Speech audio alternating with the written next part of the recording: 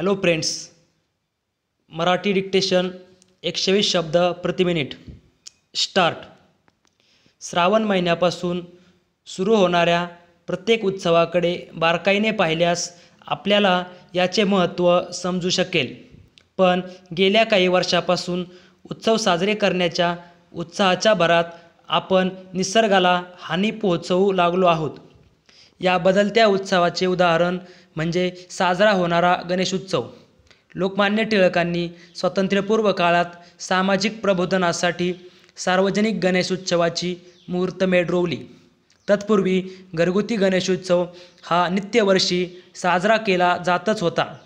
यावेळी गणेशाची मूर्ती ही शाडूच्या मातीची पूजली जात होती, पण त्याची जागा प्लास्टर ऑफ पॅरिसने घेतली आणि प्रदूषणाच्या प्रश्नाला सुरुवात झाली. वास्तविक पाहता प्लास्टर ऑफ पॅरिसच्या गणेश मूर्ती विसर्जित केल्यानंतर त्यामुळे नैसर्गिक जलस्रोत अडवले जातात, कारण प्लास्टर ऑफ पॅरिसची गणेश मूर्ती पाण्यात न विरघळता त्याचा दगड होतो. त्याचबरोबर या गणेश मूर्तीला दिलेल्या रासायनिक रंगामुळे मोठ्या प्रमाणात जलप्रदूषण होते. याच्या जोडीला गणेश विसर्जनाच्या मिरवणुकीत डॉल्बी साऊंडमुळे निर्माण होणारे ध्वनी प्रदूषण ही आणखी एक समस्या आहे. या सर्व प्रश्नांकडे पाहिल्यास हे सर्व प्रश्न मानवनिर्मित आहेत. परिच्छेद. व्यापक जनजागृती आवश्यक. गणराया गजानन म्हणजे बुद्धिदेवता, शक्तिदेवता आणि सामर्थ्यदेवता म्हणून गणली जाते. संत ज्ञानदेवांनी ओम नमोजी आद्या या श्लोकातून गणरायाला वंदन करून ओंकार रूपाचे स्मरण केले होते.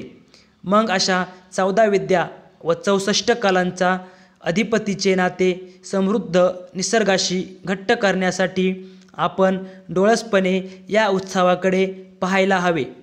मग यासाठी सर्वसामान्य नागरिकांमध्ये व्यापक जनजागृती करणे आवश्यक असल्याचे लक्षात आले होते. परिच्छेद. याबाबत जनजागृती करण्यासाठी महाराष्ट्र प्रदूषण नियंत्रण मंडळाने गेल्या 10 वर्षापासून विशेष प्रयत्न केले आहेत. केवळ कायद्याच्या बंधनातून प्रदूषणावर नियंत्रण मिळवणे हे अशक्यप्राय आहे.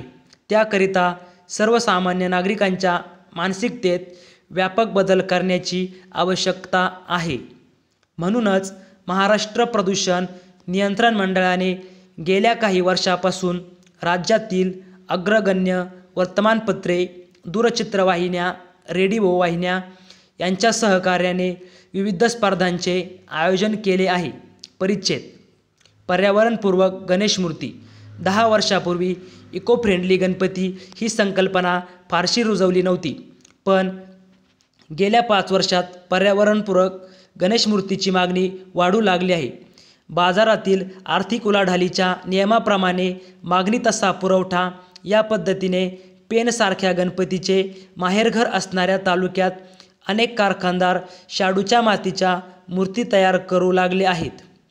गेल्या 5 वर्षात अंदाजे आढावा घेतल्यास पेनमधील अनेक मूर्तिकारांनी शाडूच्या मातीच्या मूर्ती तयार करण्यासाठी पुढाकार घेतला आहे. याचे कारण मुंबई, पुणे यांसारख्या मोठ्या शहरांत ते अगदी परदेशांपर्यंत पर्यावरणपूरक गणेश मूर्तींची मागणी वाढू लागली आहे. त्याबरोबरीने इको फ्रेंडली डेकोरेशन देखील आज बाजारात मोठ्या प्रमाणावर उपलब्ध आहेत. अनेक ट्रक थर्माकॉल विकणाऱ्या नानासाहेब शेंडकर यांच्यासारख्या व्यावसायिकांनी केवळ नफा मिळतो म्हणून हा व्यवसाय न करता त्यात बदल करून पर्यावरणपूर्वक रेडीमेड सजावट उपलब्ध करून देण्यात सिंहाचा वाटा उचलला आहे. श्री गणेश कला केंद्राचे प्रमोद बेंद्रे, चैतन्य तागडे यांनी संपूर्ण राज्यात पर्यावरणस्नेही गणेश मूर्ती विक्रीकरता मोठी आघाडी घेतली आहे. स्टॉप.